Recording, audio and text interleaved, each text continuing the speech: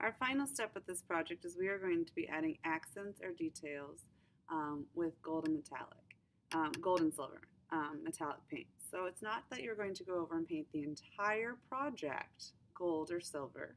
You may add little details such as if I wanted to paint the eyes on my head or go through and put outline the stripes that I did yesterday.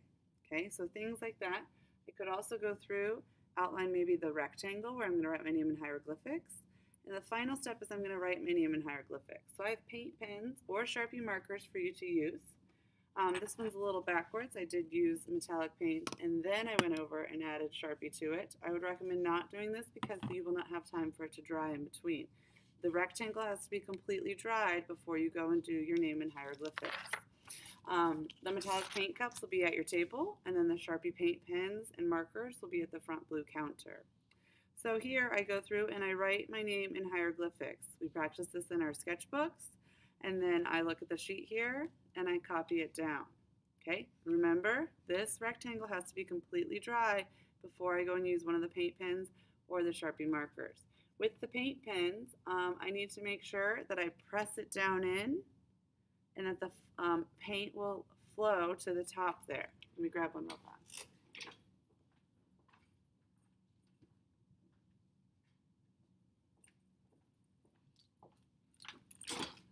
So we have this paint pen here.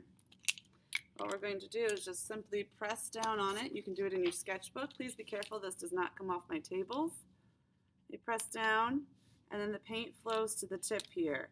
And then I can do the letter I would like to do. If I want to practice in my sketchbook beforehand, that would be a good idea.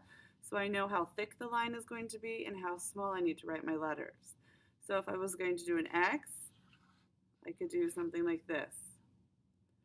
Okay, these paint pens, I have them in gold and in silver. I also have metallic paints for you to use if you want to paint it on, gold and silver as well. When this project is done, you turn it in on the back counter where you got your projects from. You need to scrub clean your paint tray. All this paint needs to be scrubbed out of your paint tray. You put the lid back on it, you put it back in your cabinet to dry.